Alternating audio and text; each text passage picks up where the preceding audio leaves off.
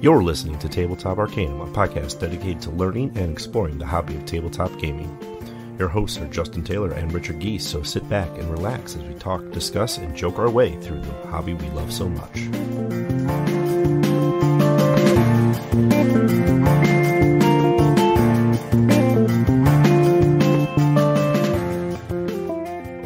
Welcome to Tabletop Arcanum. We're your hosts, Justin. And Ricky. And you thought you got rid of me, Justin, but here I am. I can't get rid of you. I know where you live. I know it's really difficult. I tried to change the locks. Yeah, just, roguing it. That's fair. Back at it. Welcome back to the show, Ricky. Thank you. Thank you. I appreciate being back. Feels like home again. Yeah. Mostly because I've come over and I haven't left in the past 2 weeks until you started recording. So it's true. Mindy was a decent fill-in for you. Yeah. Oh, yeah. She was fantastic film for me. But definitely not as loud. No one is. No one is. Been busy.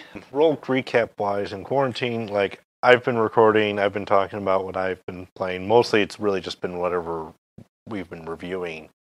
And then besides that, RPGs. Like D&D, L5R, a little bit of Star Wars. I've been keeping busy, but doing other things, too. Yeah. Setting up the studio space, if you will. Yeah, no, I'm down here in the studio space, and it's looking fantastic. I'm pretty sure the reason I'm on today's episode is because you need help carrying stuff downstairs. So no, maybe. Yeah, I'm on to you. In the past 3 months, I've played lots of D&D, lots of Harry Potter, and then, surprisingly enough, the first competitive game I've gotten my girlfriend to play with me, Monopoly Draw. The best $5 can get you at a Walgreens. I can't believe she still wants to play it. She loves Monopoly. She knows that I can be a little competitive, so she does not like playing Monopoly with me because nothing says I love you like fighting for 3 hours. And Draw, I'm guessing, isn't 3 hours. Oh yeah, it's 15-minute games. I think you have to get like three separate Monopolies, and then you win the game. Okay. So instead of waiting until your opponent is beaten and bled dry. Beaten, blood drawn, runs out of money, has to auction things off to you. If it's a two-player game. And yeah, it gets brutal. So that's good.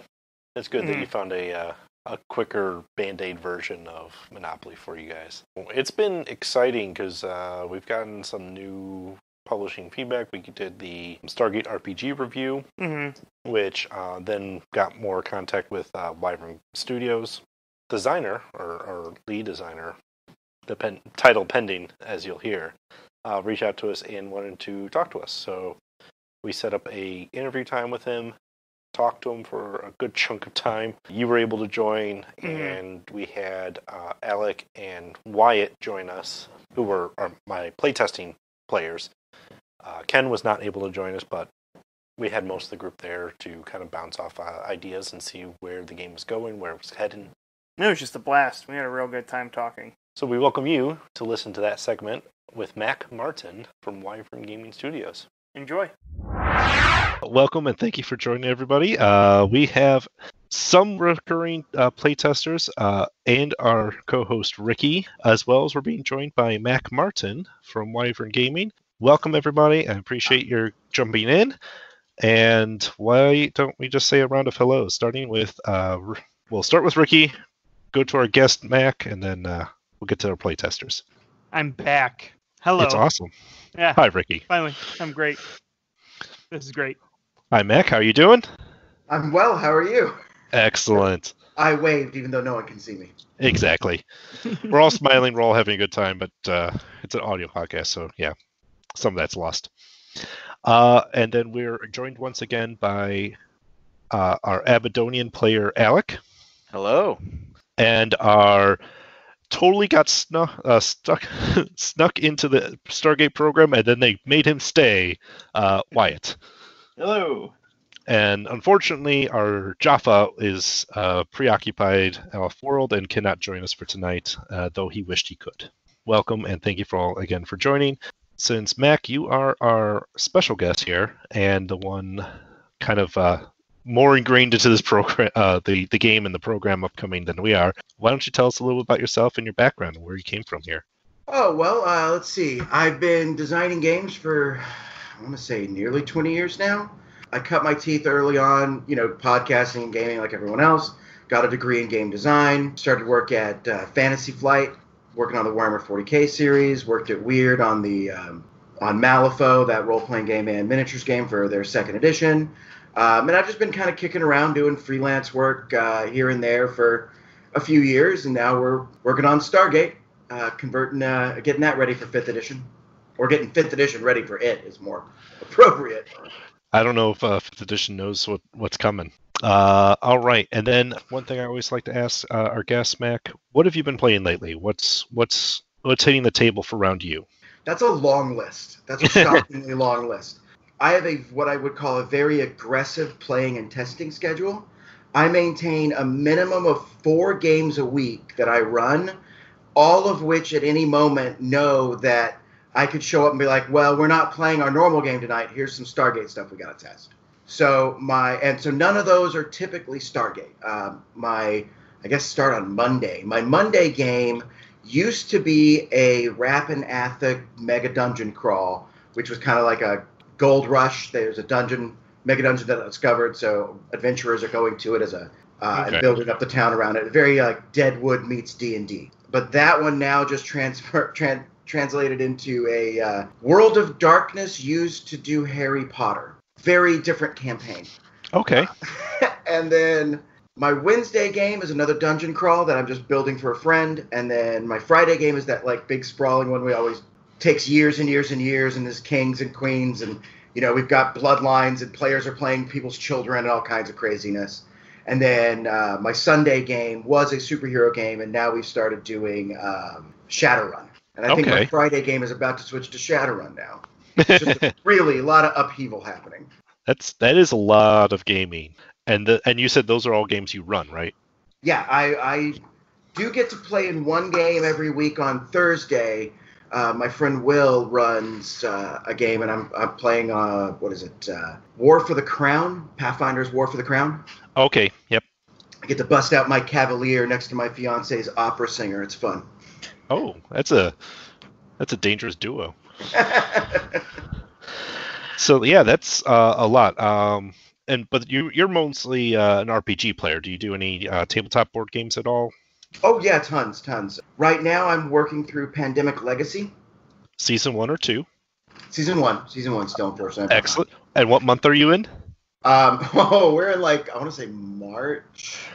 I think we just finished February. We have not really gotten that far. All right. Well, I know. We kind of quit when the game became real life, and we were just like, you know what? Let's pause. Yeah. We'll come back to this. It got a little too real. Let's not play Pandemic anymore. Let's go watch Poldark instead. Let's go watch Sense and Sensibility for boys. Yeah, whoever didn't finish their Jumanji game has really need to stop. Really, yeah. Can you guys? No, they need to finish. Well, that's true. They do need to finish that game. I don't know if I trust that they'll win. I don't know. We'll see. Awesome. Yeah, no, we did a Pandemic Season 1, and it's a lot of fun. It's actually something even though it's a legacy game and I've played the story, I would definitely go back and play another round of it because it was just a lot of fun to get through.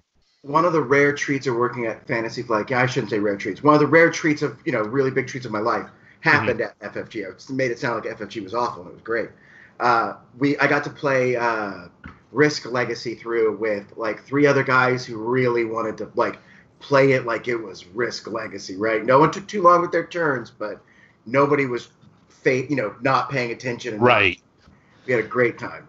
If I remember right, that was 15 games to get through the legacy part of it. 15-ish, yeah. Yeah, it was a long one. Well, yeah, but they also did some really cool mechanics.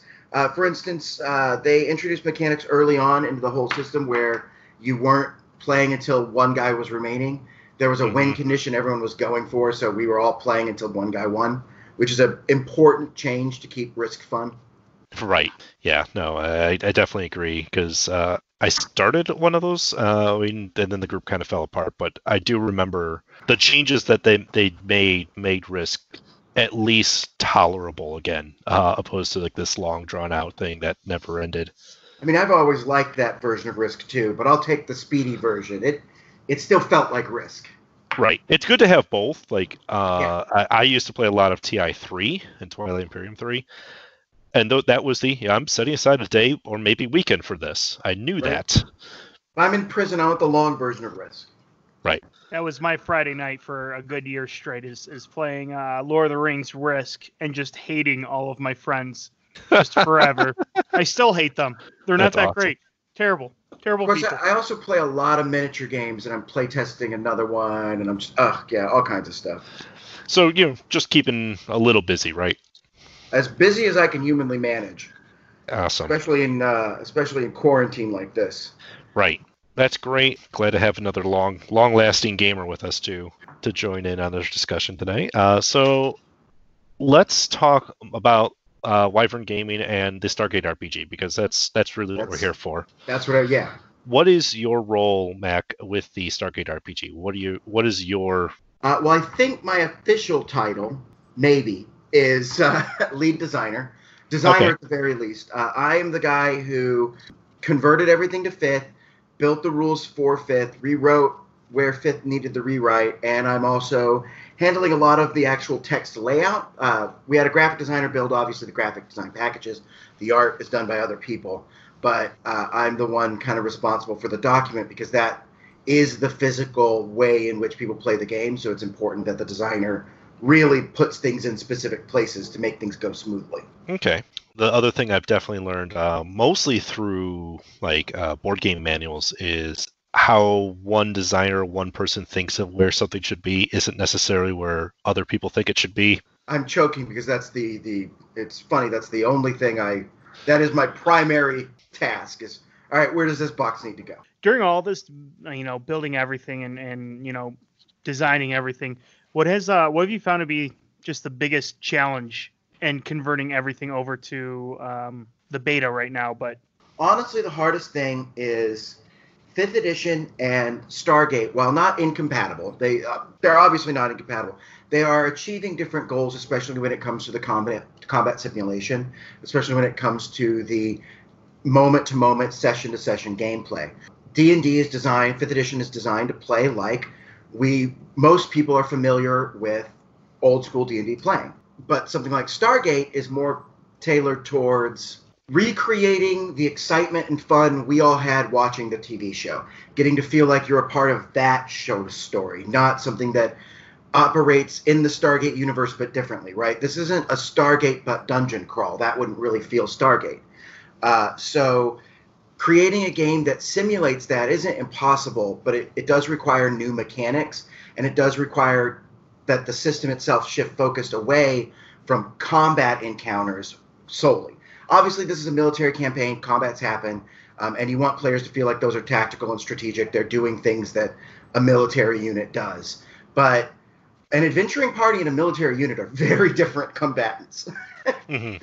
And the players want a very different experience. It gets difficult because 5th edition doesn't have ingrained a lot of the tools to do, say, a protracted diplomacy scene at some alien diplomat's ball. You got to write all that. You got to build all that into the system from scratch, which, of course, you've got plenty of space for because you get to remove all the magic. Why did you guys choose the 5e as the rule set opposed to making some sort of a custom system? In this case, I came on to the project after it had already been kind of defined. I'm the second designer on it. Unfortunately, the original designer passed away. So I'm kind of stepping in to help bring the product home.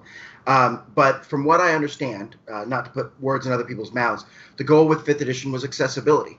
Stargate is a game that was going to not only appeal to gamers because it's 5th edition but with sci-fi, but also a lot of Stargate fans who are nerd adjacent, who've been, fans since the 90s, since the original movies came out, and have, this is that third star pillar in the, 3 stars of science fiction series. And so it's important that those fans, some of them who are young, some of them who haven't gamed in years, some of them who have never gamed, also have an easy touchstone to get into it and can figure out the rules without us trying to combat simulate every gunshot and every bureaucratic piece of paperwork that a military guy has to fill out.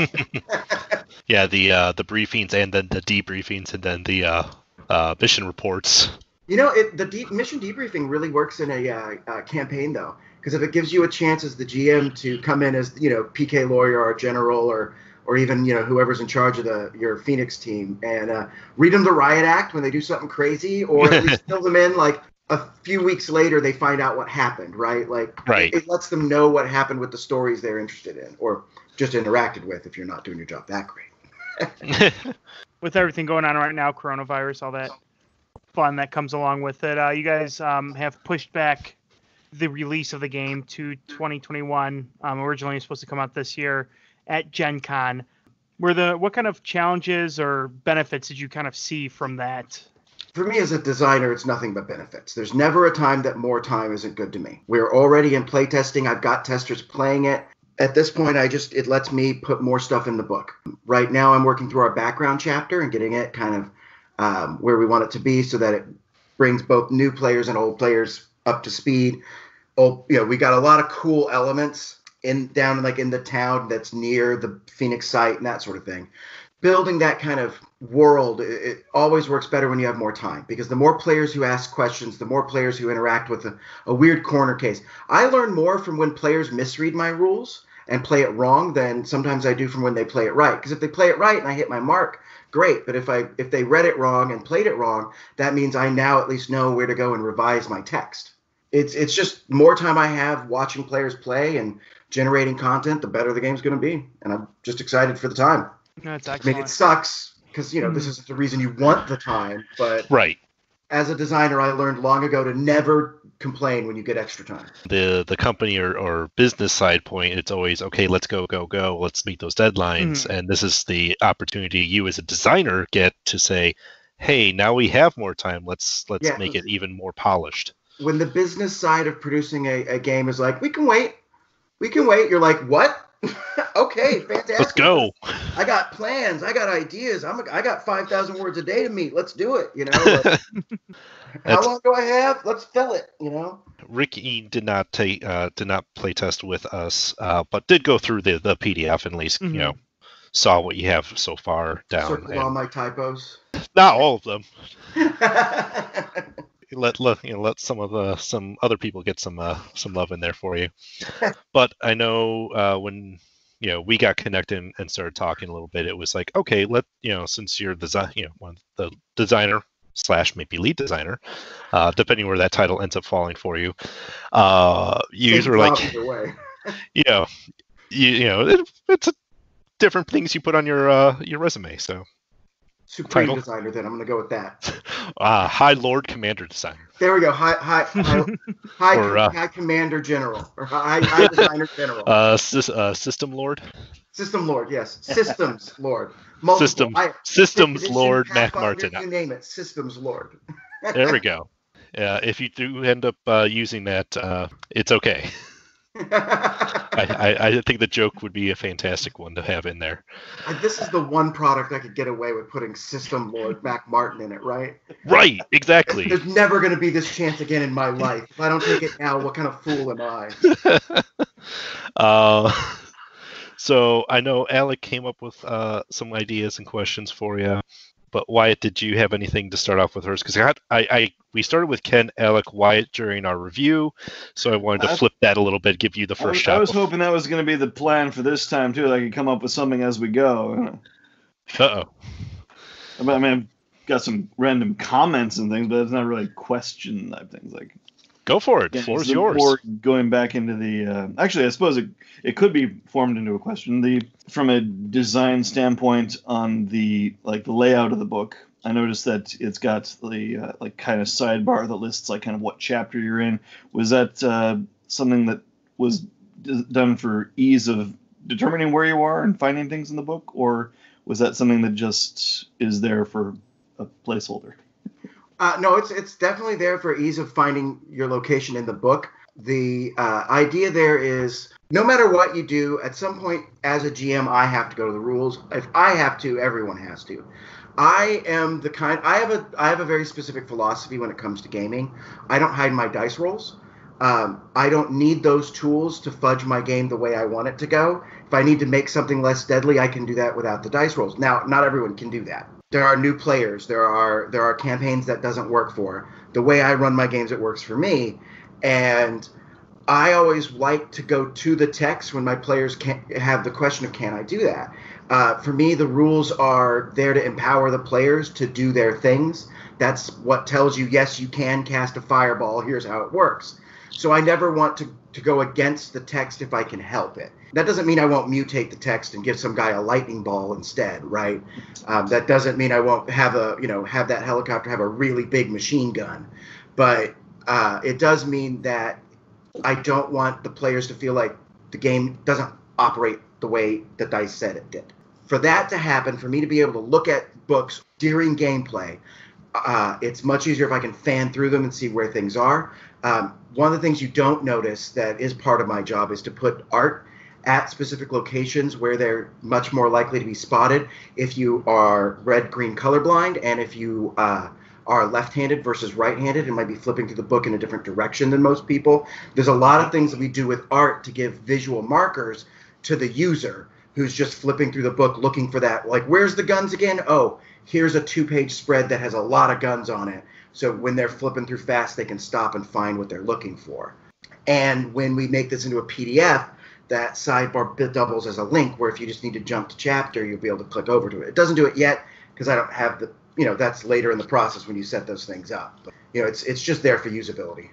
That's excellent, because I noticed there's a lot of stuff where you do have to jump around to different sections of the book for, like, in the classes going to the feats and vice versa, I imagine. So that's... I originally had the system working or the book laid out where all those feats were in with the classes, and it caused too many problems when people were building their characters, especially new players, because it created that decision took up too much reading. So instead to say, hey, at second level, you'll get a choice, or at first level, you get a choice, move on, figure out the rest of your class, and jump to it. Now, sometimes I make mistakes like the Scout, where I switch Vanguard to earlier because I wanted them to get a little damage a little faster, but forgot that moves Survivalist to second level, so their first level choice doesn't meet any of the prereqs. Right. That's what testing is for. It's like, whoops. I was to say, Ken was our scout who discovered that and went, oh, that was kind of not so fun.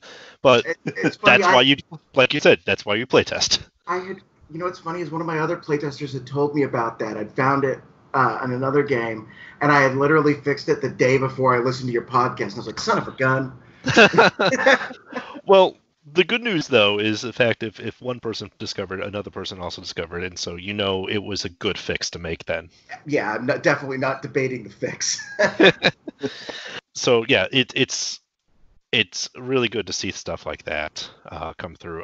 When you said the hyperlinks, I got kind of excited, too, because having a sidebar is great, but as a PDF, if those are all linked, oh, man, I hate using PDF books because of that. Yeah, and then the control find and trying to find where you need to go and all that. Right.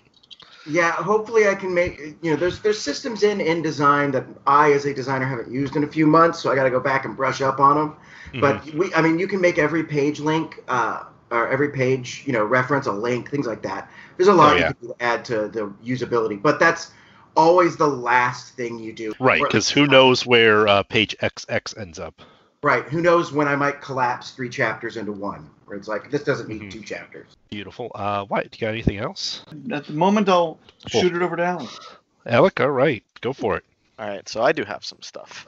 I was the Abadonian medic player, and this is really coming from the perspective of being that Abadonian and in character creation. I noticed that I was very, very limited in my choices for backgrounds. I'm assuming that this is a list that is going to be filled out more, but is that something that you guys are looking at, but for different races? I think the thing you bump into there is, Abydos being the example. I think there's probably more origins than you think would apply to an Abadonian. Mm-hmm. For instance, you don't have to take a biome. So you could be from Abydos and could have been enslaved, that sort of thing. But you could also take more biome origins than just, say, desert. Urban would make sense. Heck, you can't tell me Abydos doesn't have a volcano somewhere. It's a very hot planet.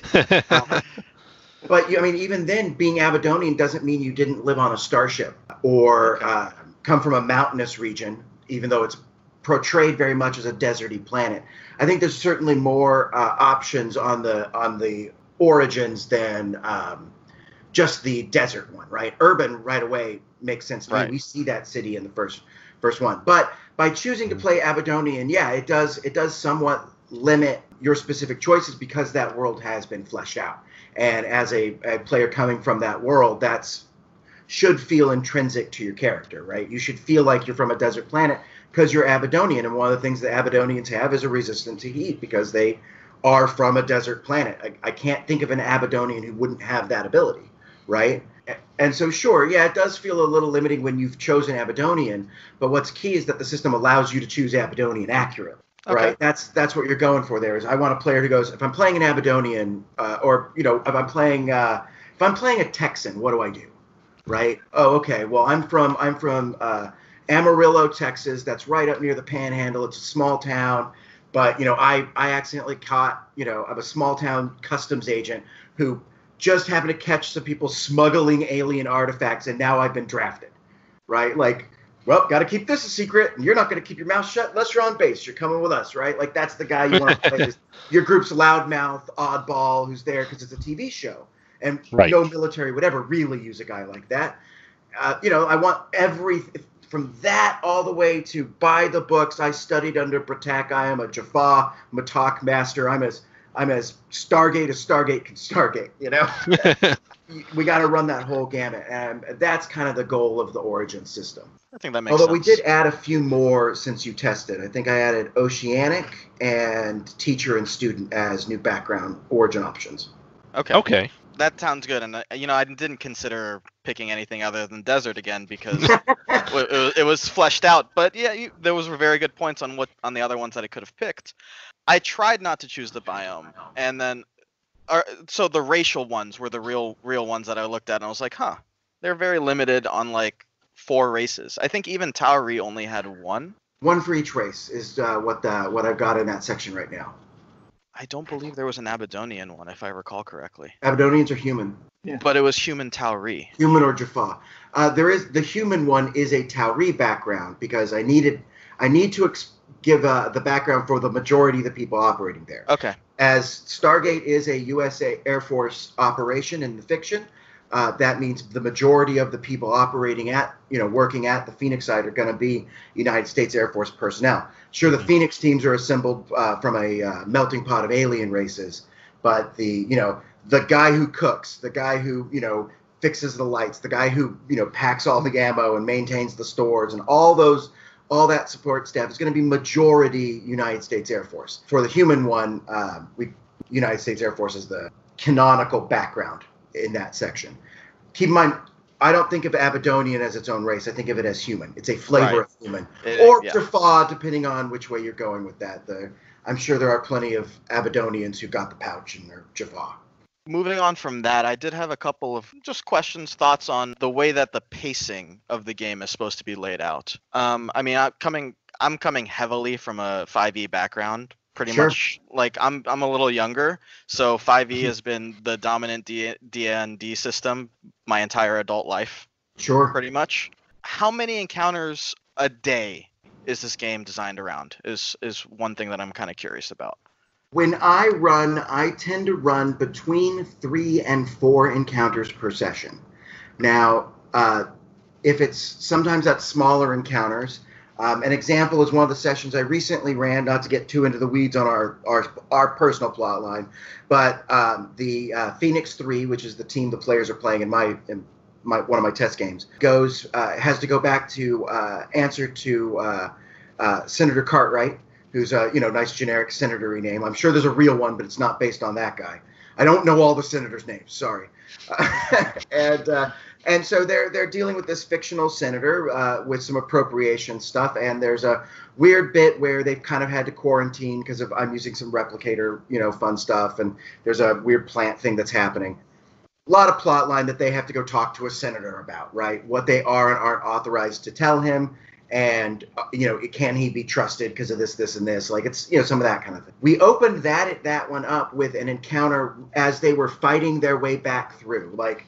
As it is a TV show, you always want to open up your characters on a place of rest, of comfort, right? This is a place they feel comfortable, and this is who they are. So we opened up at a firefight, which I brought in at a really low threat level, a really low tension level. It was, I think it was a D4, right? It was almost comedic. My players could talk during it, that sort of thing, as they were fighting off a weird armored T-Rex thing that couldn't quite get to them in the cave while they just waited for a few minutes for the gate to open. And they were trying to lure it into position so that when the gate opened, that the event horizon obliterated this weird T-Rex. And that was kind of our one combat for the session, because the minute they get back covered in T-Rex gore, they're being told that they're about to meet a senator and they should get cleaned up, right? So we were playing that scene for comedy, so we went with a low tension rating.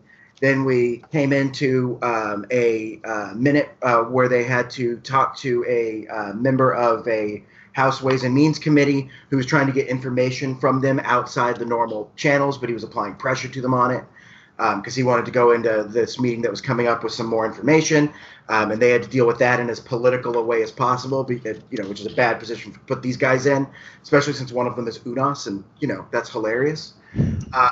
And then so they all get securely transferred to this weird off-site place, and then one of the other encounters was meeting with the actual senator, sussing him out, giving him the information he needed, and it turns out he had information they didn't. They were able to solve a mystery, with that during that encounter scene. But that was a lot of jockeying for position and a lot of determination points during the question and answer, where both parties really didn't want to show their entire hand because they were uncertain of each other. At the end of the scene, though, they came out. I feel my players feel that the senator is at least somewhat on their side, that they agree in some goals and can work together. And then, of course, on the way home, I had a invention scene where one of the techs starts getting some weird tracking, and it discovers that a operative from a foreign Stargate program, or one that wants to be a foreign Stargate program, has got some alien tech and is using it to spy on the senator and a few other people on their way back. And so we had an electronic, kind of a invent your way through this, beat the electronic thing for our engineer in the ride home, as we forwarded that story, kind of in that stinger at the end. So it was 4 encounters, but really only one in that case was combat. Okay. Yeah, and I know that you had mentioned that a lot of the design around this is going towards combat being a secondary thing, or maybe not secondary. Yeah, it's going to happen. This is an action, sci-fi show, right? But it's not, for the most part, Stargate's mission means combat is a matter of last resort. It means something has gone wrong, very wrong on your diplomatic mission, or the Jaffa have shown up, that forces of the Goa'uld have shown up. One of those two things, right? Like, you are at war, but your mission is not war, right? Their mission is very heroic. It's very peacekeeping. It's diplomatic. This is a story about an Earth trying to put together a coalition that can stop intergalactic slavery, right? Like, that's really what the gist of it. It's a very heroic story. So those characters aren't, they're not running in like, well, if the king won't deal with us, we'll just kill him and do it. Like, that's, you've got the Geneva Convention. You still are beholden to it as a member of the Air Force. Mm-hmm. Okay. Yeah, you would be. But to that ends with combat. So one thing that we noticed is that, especially while looking at HP and how much HP everybody gains every level, that sort of thing, it's kind of on a flatter curve. Was that designed to slow or to speed up combat at later levels? I wouldn't say it's a flatter curve. You still have your hit dice. Right. And players, and unique to our system, because of the way leveling up happens, you can later on increase your hit dice, and that's retroactive. And you can get even if you really felt like your scientist should have a D12, you can get up there. So part of it is giving players something to spend EP on, which feels bad when you take something away. But I give you more hit points to start than standard 5th edition does. So by the time you get to the higher levels, you're at about the same numbers, a little higher on, I think, the 5th edition end, but not by much, by like 5 or 10%. And that is purposeful, because one of the things I enjoy about 5th edition is that it does simulate old school gaming pretty well, in that 1st through 3rd level is real super lethal, right? Your fighter could go down in a heartbeat. And that's great in a dungeon crawl. That does not make for compelling television. Oh, yeah, that's certainly true. And that's where our tension die comes in. If the GM wants things to be lethal, he sets a higher tension die. The monsters get a little harder. The poisons do a little more damage. The creature's magic shield that resists damage resists a little more damage, that sort of thing, as the tension die goes up. That way the GM has direct control of how lethal every scene is, just by setting the tension die. Okay. You mentioned the tension die, and I think that's something that when we did our playtest, we underutilized it, i.e. didn't use it at all, because I don't think that we had a good understanding of where to actually place the tension die. During testing, it's certainly one of the places that I'm looking to add it in and give more tools. As an example, one of the things I've been using tension die for, it comes into a factor in aerial combat. Having more skill points because the die are larger when you roll more dice to establish superiority is a huge deal. And that makes aerial combat very tense when it's a D8, D10, D12 versus a D4 when it might be more comedic where it's just you and a satellite trying to get someone, right? Depends on the threat level. Here we go. Recently, just in the last couple days, I tested a set of mook rules. I don't know if I'll use them. Don't hold me to this. I haven't even looked at putting them in. But some sort of system for fighting a bunch of guys. And the way I'm working that one is every monster's got I was calling it a mook rating, but I'm told that might be an offensive term, so I have to double check. I really hope it isn't. We'll call it fodder, which is definitely offensive. Mass combat characters. I don't know what to call it. But when you want to have a bunch of, not non-threatening, but people who are going to go down or get taken out of the fight rapidly in large numbers, we use the tension die, where whenever they take a hit, they roll the tension die and compare it to that number. And if that just determines whether they're removed or not. And that makes it possible for even, all we're worried about is, did you hit, right? This is the players on a wall with 100, Jaffa firing volleys at them, and they're making reflex saves every round while shooting down rather than, doing a straight hit point to hit point battle out. Different ways to run different action scenes. Okay.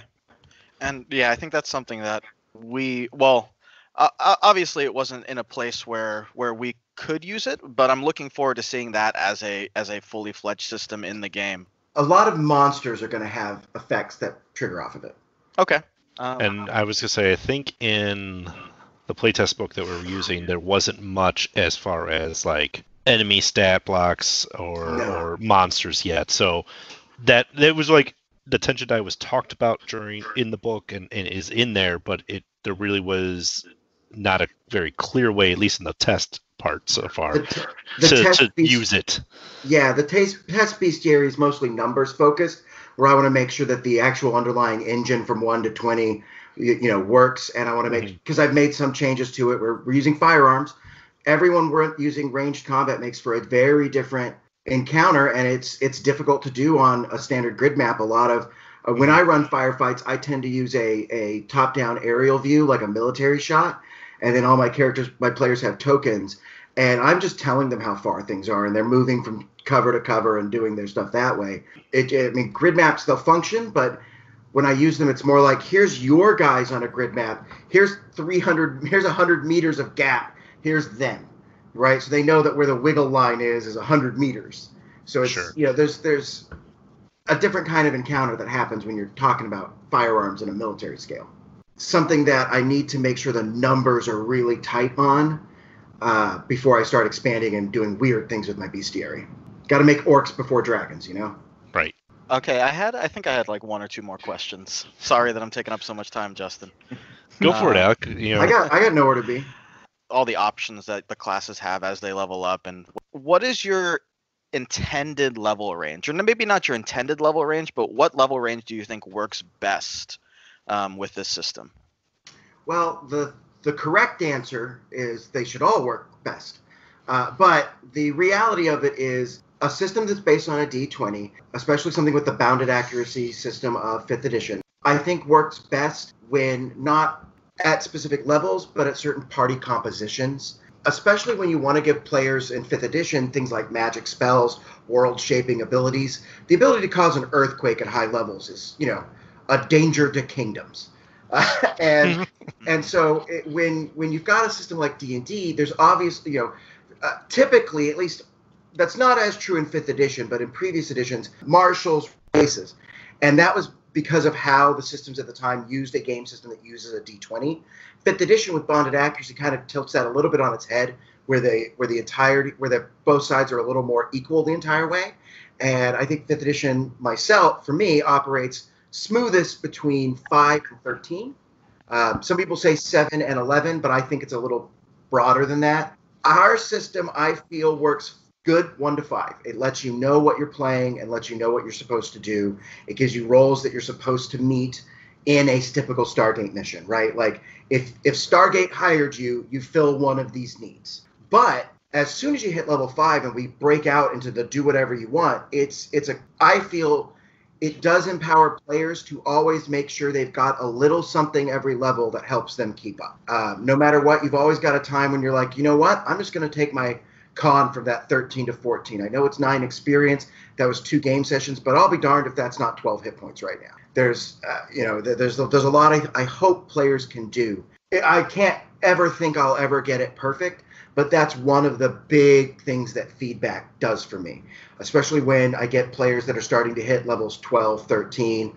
We just hit 14 in one of my test games where they're doing a level a session just to test every level a little bit. So far, it's been going pretty smooth, but that's easy for me to say on a system that uses bonded accuracy with the proficiency die and doesn't include an overwhelming amount of combat. Other things besides combat get tested. I'm a little nervous at times that you'll hit that problems of too many hit points or hit points that feel weird.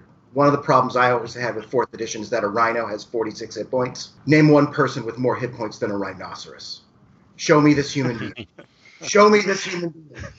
You know, I understand why it's there. It's not, hit points aren't representative of how tough it is. It's representative of how hard it is for a player character to kill, right? And that's where Rhinoceros fits on that scale. But in Stargate, that weird alien rhino is way higher on the scale.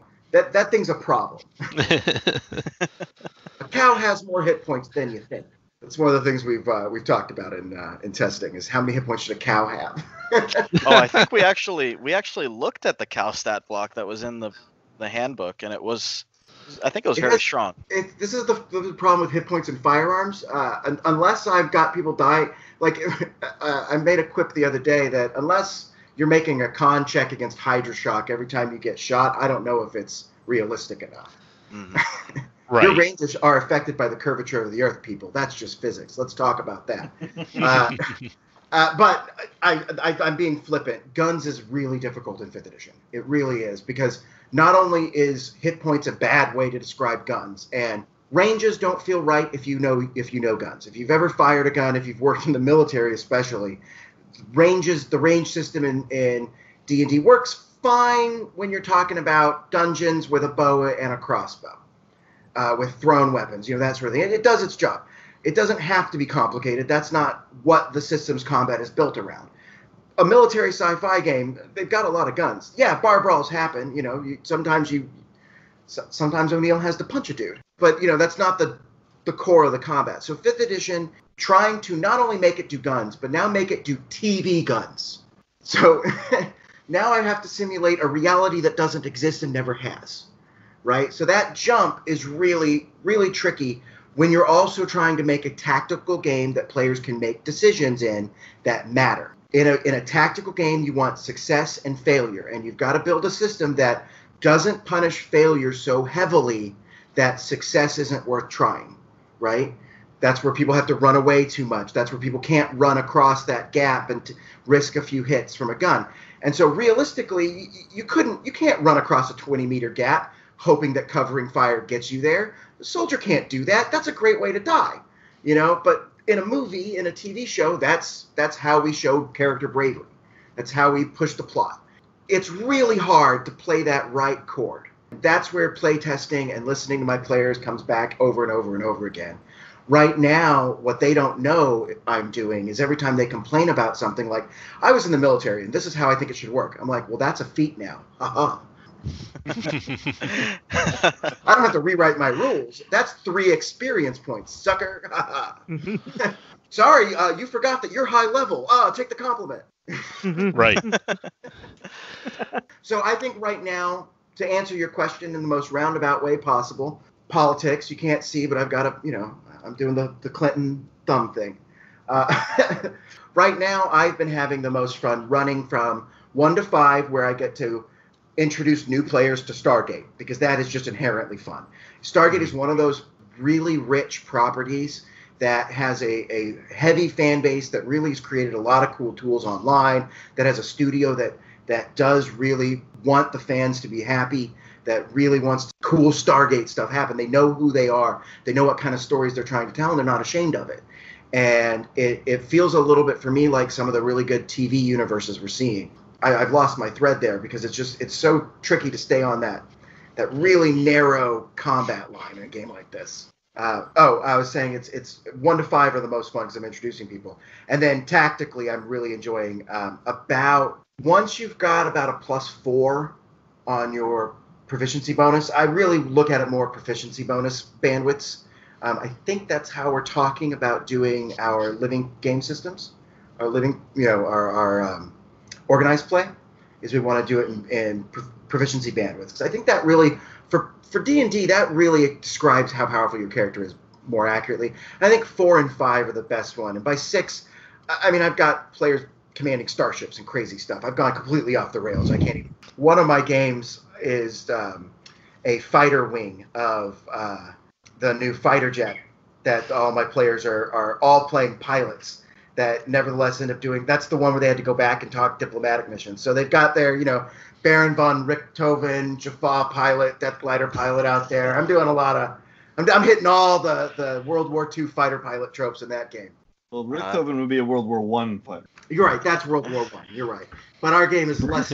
There's a lot more, dogfights through canyons than. I'm hitting a lot more. What was the Independence Day dogfights in our games? There you go. We're using the chase mechanics for half of the dogfights, and then aerial combat for the rest. That's a good way of doing it. Ricky, Wyatt, do you guys have any questions that have popped up? We're on our, 5th version of the beta right now. Are we still looking at receiving more? Okay, beautiful. Oh, yeah. Oh, I think we're on our 9th or 10th version. I think I started off with a version that was just black and white. Had a little bit of blue here and there, and that was our private beta. So I think we're on our 13th or 14th revision. I stopped numbering them and just now put the dates on them. I don't know what's going to be released and when. I expect with this additional time there will be at least a couple more beta releases, just so I can get a little more feedback. I am just honestly not able to give you those answers. I got my head down trying to just fill this book, right? I got word counts, I got cool stuff to test, I got edits to put in. At my weekly meeting, they're like, "Hey, can we release a new one?" I'm like, "Yeah, go for it." That's kind of how it goes. So, I believe they are planning to do at least 1, maybe 2 more at different stages. And I know we're going to probably I'll always be pushing for an update, especially if we're doing another month of tests. I want to do another couple of updates, things like that. Don't expect me to be, quiet or not doing anything. I'm deep in the layout right now. So that means the next update has an extra 40 pages, has another. Heck, I think I just added 12 pages to the equipment chapter. Oh, nice. Yeah. Yeah. I just went through.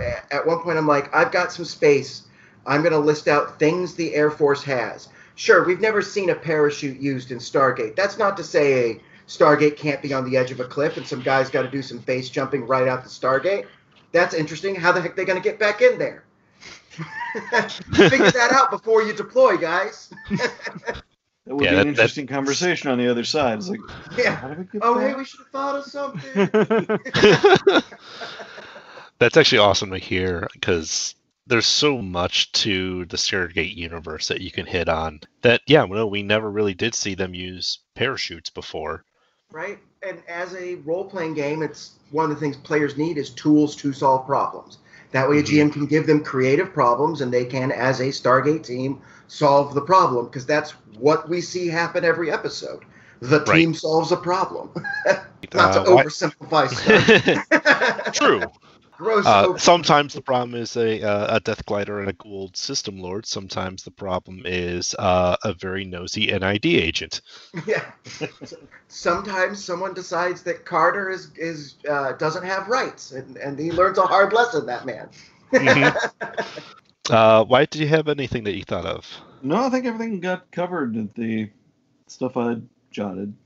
Excellent. Alec, anything left on your list? Or you? I mean, I wanted to ask, are there plans to have a pre-made, like, for you to eventually release a pre-made season or monster manual, essentially?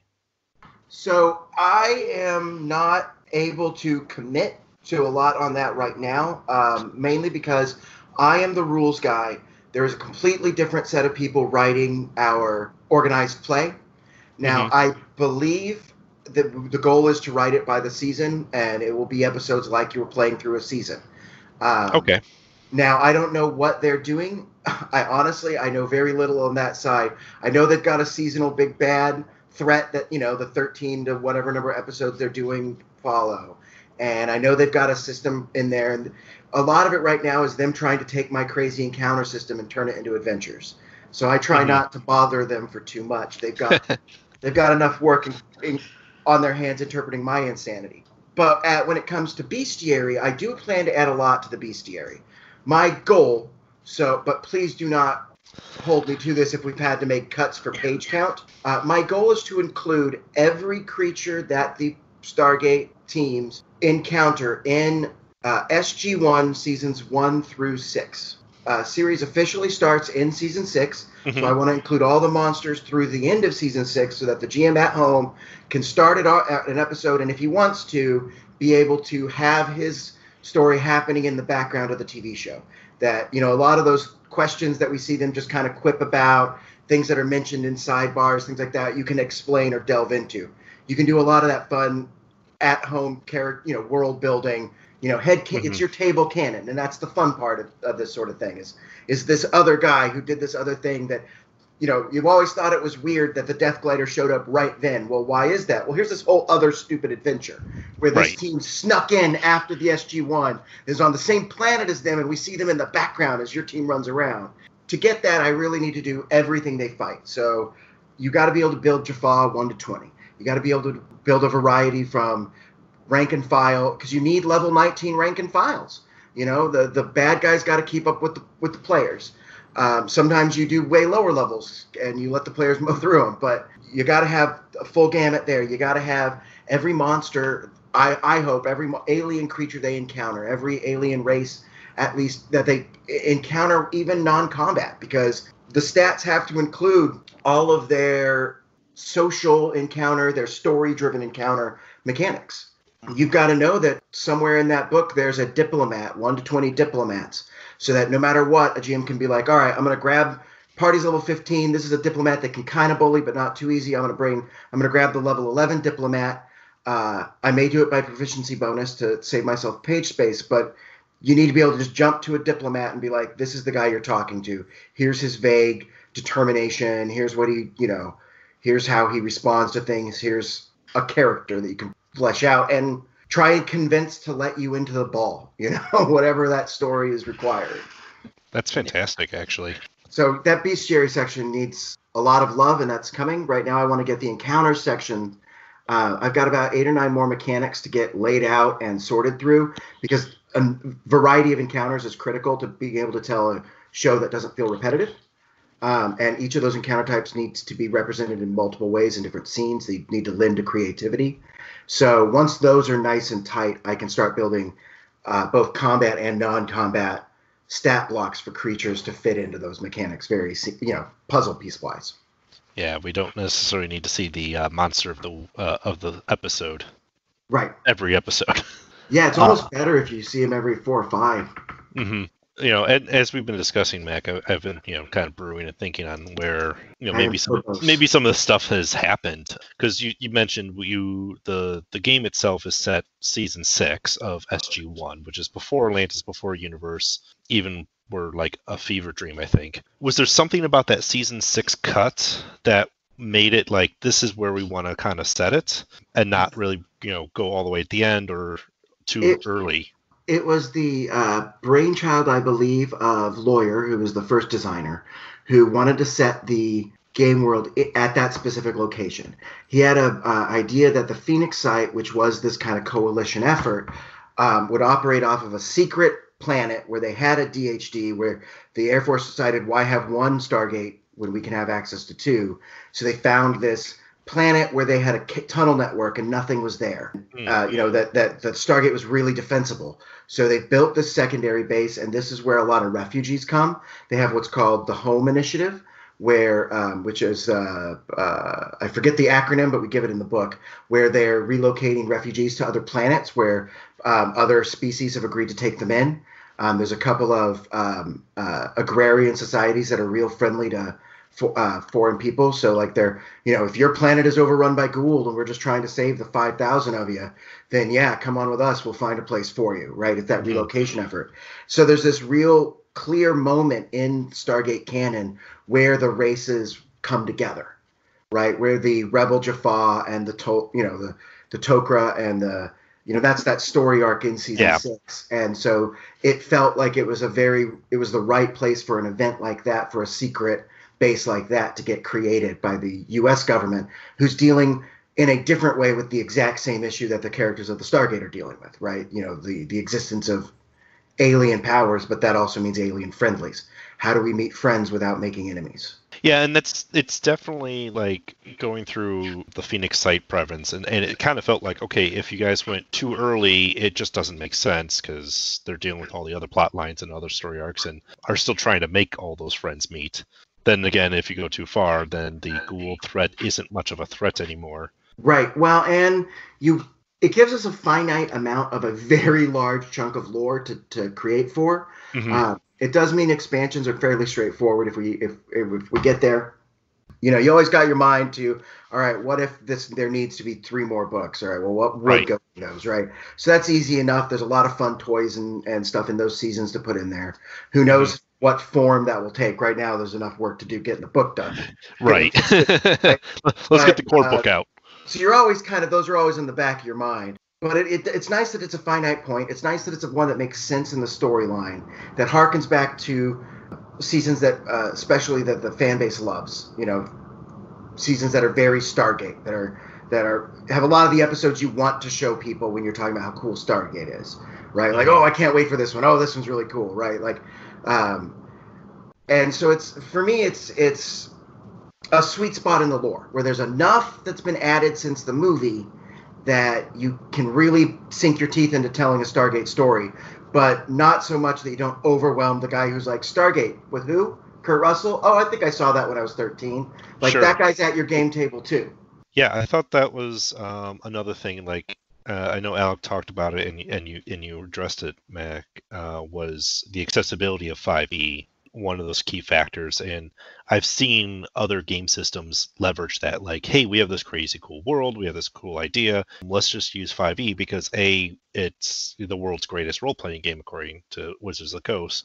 They have a broad audience and a big, a lot of people play D&D, and a lot of people know of D&D. Having that opening there for people to, like, I play D&D, but I've never played a sci-fi game. Let's go. Well, and we're not afraid to add some additional rules. The tension die, the determination points. We're not afraid to tack some stuff on to get the effects we want. Right. I'm trying real hard to not hard shift the rules. If you're familiar with how movement happens, your character's got a movement distance in meters. It's real simple. Right. You get an action a turn, you get a move a turn. None of that's changed. Don't mess with the bread and butter. Yeah, your same points in your leveling process. You gain extra damage die with your weapons. The numbers kind of go in that same line where you want them, where you expect them to.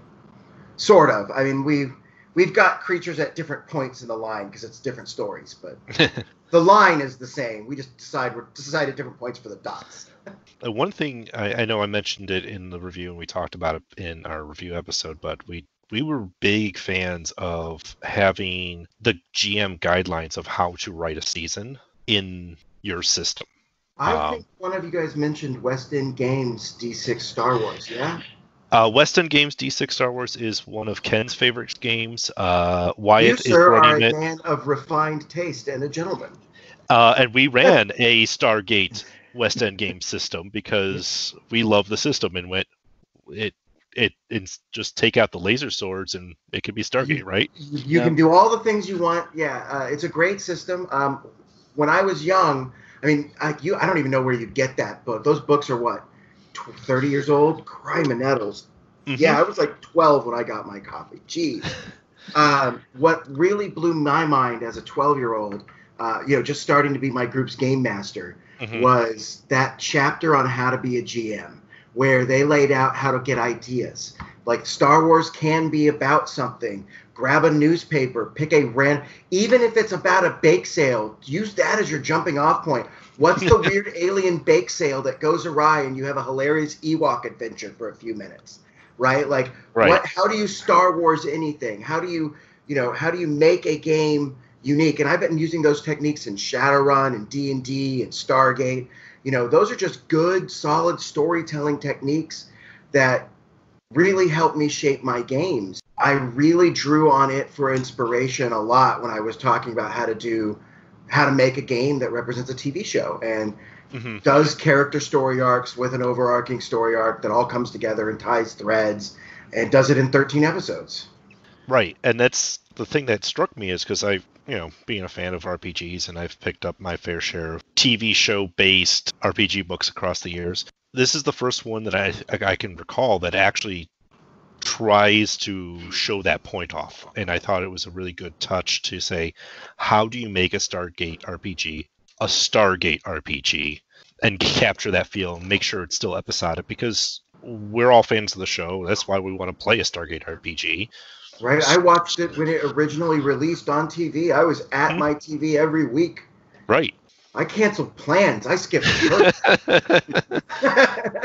I came into it a little bit later, personally, because I watched the movie as a kid, and like Kemetic mythology and the whole like mythology around Egypt, it fascinated me. So then all of a sudden 1993 rolls around and there's a Egyptian themed action movie. I was in. I used to have a wonderful parents. We used to have a place called the Birdcage Shopping Mall, which had the Dollar Theater, had a bowling alley, had an arcade, had a comic book store, and it had a cafe that served bagel dogs. I don't know what else I could have wanted as a kid. And my parents would trot me off with a 10 spot. But of course, for an entire summer, I had like 2 movies to choose from. Whatever other PG-13 or lower movie the Dollar Theater was showing that I could get into, and Stargate. I assure you, I saw Stargate in theaters easily 8 or 9 times. That's awesome. Happily. Popcorn. This is the great part. Oh, yeah. Blows up the ship. Yeah. Right. Ricky, Wyitt, Alec, do you guys have any other last-minute thoughts or questions? No, I was going to say, no, I think we've covered everything that I wanted to talk about. Awesome. Essentially, I think 2 closing questions for you, Mac. One is going to be, because you are a definitely a fan. I've gotten out of our conversation already in this last hour. What is your go-to Stargate episode? Oof. This is going to be a cop-out. Okay. And you're going to call this a cop-out, but for me, it's season 1, episode 1. And here's why. Children of the Gods? Okay. When it comes to world building, transitioning from, we had a pretty successful movie. Oh, man, that was a great movie. I'm going to do a series based on it. Well, how do you get enough out of that ballet pivot twist of dial different numbers, booyah, mic drop. From a storytelling perspective, the ability that it's such a simple, elegant, the writers clearly cared about the world and didn't want to overwrite mythology. But to be able to expand the world, for me, from a storytelling standpoint, season 1, episode 1 is like a shotgun narratively that can launch, it's like a cannon boom that launches a fleet, It's just, it creates a world that's so much larger and can't be told in a big budget movie. It can only be told slowly exploring it over seasons. And it shows off the power early on now we're in this golden age of TV and we take it for granted. But back then, to have a TV show that could only be a TV show, the stories being told would not work in a movie. And they pivot an entire intellectual property that elegantly on one little boop. I love it. That's awesome. That's like one of those, like, you're coming at it from a designer and a writer aspect, which is, not necessarily, what a normal like fanboy would answer, which is always a great, because that's where you engage with it. Yeah, the more fanboy answer, if you want, would be was it season 1? Late season 1, early season 2. I'm a little foggy right now because I just had to watch them all really close. So like they kind of blend. Sorry, I watched like 6 seasons of Stargate in very rapid order. But there's the one where they discovered the guy who'd been stranded for 70 some odd years. No, not quite that long, but he'd been there since they had accidentally started it up and didn't know. You know, more expansion of the universe, sure, but just that story and seeing that, like, I don't know why that one always gets to me. Maybe it's because I was in quarantine when I rewatched it. I'm like, oh yeah, I get this no contact thing. Oh man, this poor man. Like this man who pretty much has given up on clothing, seeing a human for the first time, just hugs Daniel Jackson. yeah. I'm like, yeah, I know it's played for comedy, but I feel you, man. I feel you. Right. Like, I might get in trouble for saying this, but a lot of shows, when I go back to them that I loved back in the 90s, I'm like, oh, this doesn't hold up. I went and I watched Stargate, and I'm like, oh, this holds up. This is just good sci-fi storytelling. All right. They're okay. All right. Yeah, no, what's this next episode? Like, it just holds up. Right. There's some that age better than others, but overall, you're right. You don't get a super cringy episode here or there. Yeah, I mean, you make allowances for what television 90s had to do. Could do, but they were, again, that was when CGI was first becoming viable, and they went, well, we'll do spaceships that don't have moving parts, because that's what CGI does best. Right. You know, they leaned into their strengths in ways that overcame their weaknesses, which I guess is why I like season 1, episode 1 as well so much. Mm-hmm. Right? It's uniquely elegant and targeted. Mm-hmm. And I appreciate it. And the only other question I have for you, Mac, at this point, and I think it's more if you have anything to pitch that you need to get out there, but more importantly, if they want to get into this beta test and give you some feedback and actually see what you're working on, where can they find that? That is an excellent question. The website you want for that is stargatetherepg.com. Awesome. And that's where you're going to find all the information about that. I'm not certain yes, I'm in control of the beta in that I decide what goes into it to be tested, but I don't control really when it goes out and who handles the website. That's all other people's jobs, so I can't speak to when that will happen or how it's handled. But that's the website to go to if you're interested. I believe you can get into the beta fairly easily. I don't think it's very hard to get in. I believe, if I remember right, all you have to do is essentially create a username and password, kind of like self-register on the website, and you go to the download section. So I don't remember any hoops and hurdles to get through to it. I don't think so either. If you guys didn't do much more than that to get in on the beta, I think you're in good shape. Yeah. Mm-hmm. And that's useful even to people who just are Stargate fans who want to give it a perusal and kick me some feedback. Sometimes you don't have to run if you are going to read this and give me a little feedback from what your first blush is, understand I know what first blush opinions are, but I do read them and they're useful. So, you know, if you're a Stargate fan or a RPG fan, I'm happy to, I'm happy for the free work. Thanks. Feel free to read it and give me comments. I'll listen.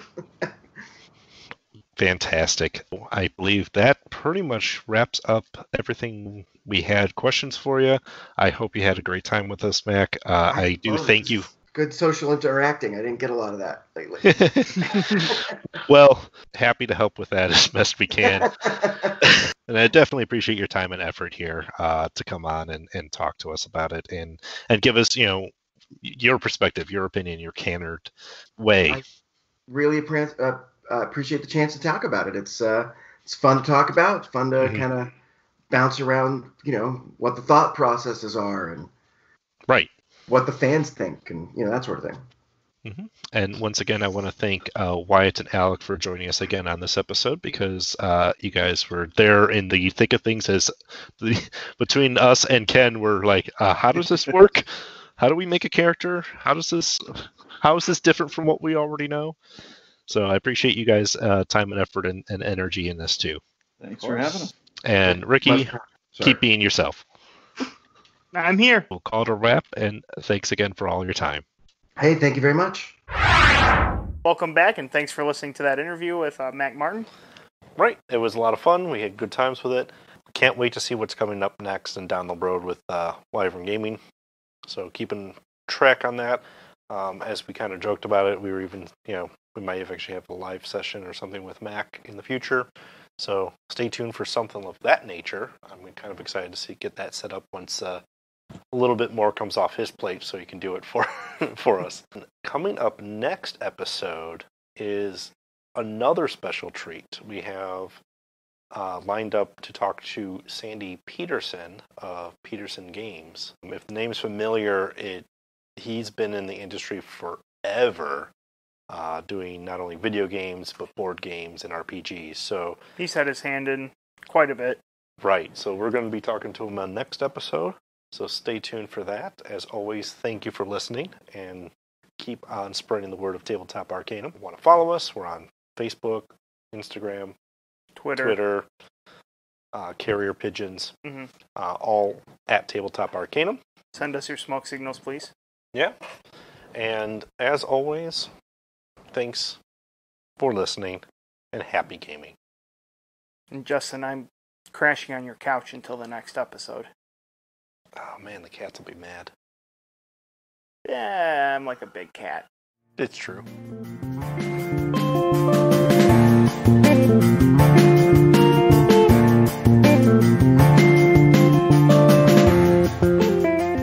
You've been listening to Tabletop Arcanum, hosted by Justin Taylor and Richard Geese, and featuring the original music by Paul Moore and Isaac Gilbert. You can follow us on most social media platforms. Please don't forget to like, subscribe, and leave us a review on whatever platform you listen to podcasts. As always, thanks for listening.